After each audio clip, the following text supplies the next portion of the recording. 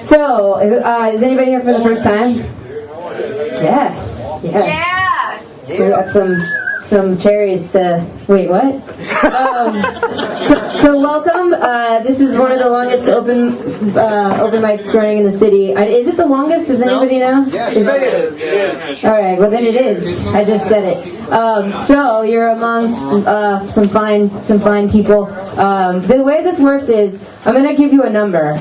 All right. You're gonna come up here, get in line, be orderly, no fighting, etc., etc. And we're going to sign up. There's probably, I don't know how many people are here, like 300 or 400 of you. So it should go by really quickly. And then what will happen is you wait for your number to be called, and I'll give you a heads up. I'll let you know when you're, the next one or the second to next one. The second, you know what I mean. And then you have 8 minutes or 2 songs, whichever comes first. Make sense? Yeah. So if you have like one epic, awesome Bohemian Rhapsody style song, you can do that, but you can only do that one. And then maybe something short like a Melt Banana, 30 seconds. Does anybody know Melt Banana? Oh, Joe got that. I knew someone would. I was like, no one's going to know what I'm talking about. This will go until everyone who wants to play, plays. So like 10:15? Yeah. I like you prompting me. We should have done this the whole time. It was more fun for me. It could go till 2 in the morning or 2 p.m. next day, tomorrow. Although if we do that, I think Lotto will get pissed. Drink, coffee, tea, something, whatever, to keep us going. I'll go around with the tip jar too one time for the soundboard, and yeah, that's it. All right, get in line, but be nice to each other. I found out about Sidewalk through my friend Bernard.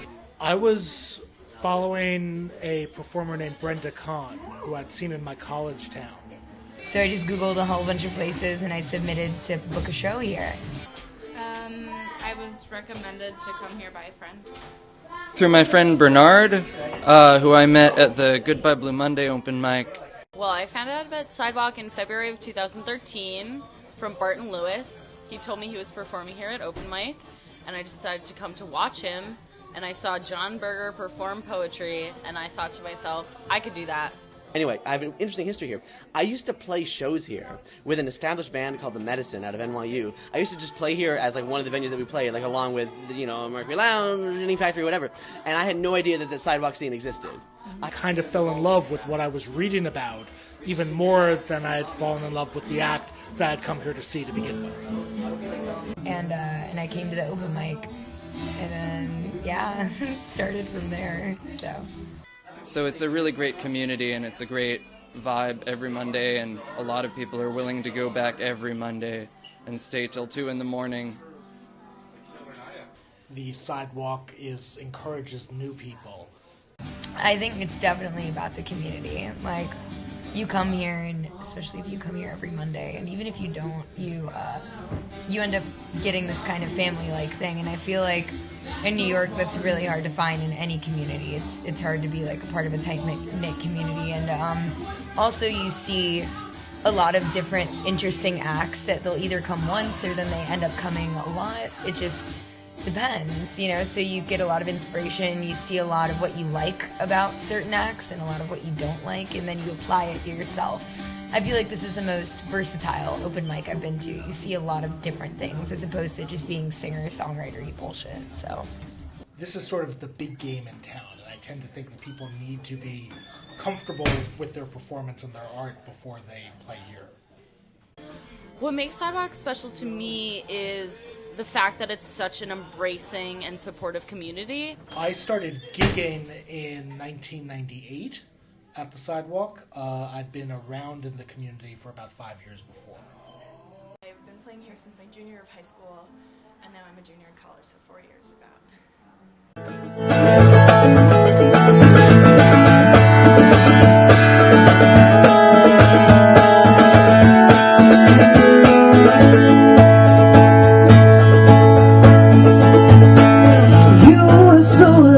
I swear that you could glow in the dark, and I would close my eyes so I could dream that I had played a part. Your careless constitution and the way that you can use it as an art. I don't need you to bleed, just anything you think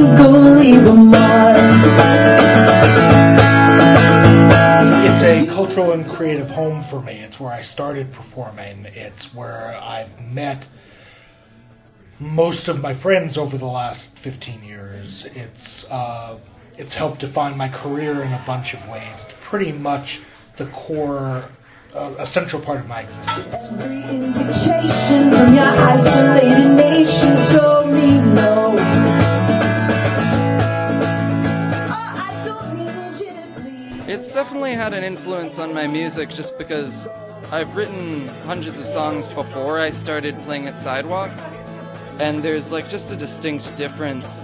It gave me more of a sense of like seriousness about presenting my music to a full audience. I've met people who I've formed bands with. You were so alive, I swear that I could die any day. And I would close my eyes and think of reasons not to slip away. I got off stage, everyone was so supportive of me, and they really, I don't know, I just felt like I was home after that.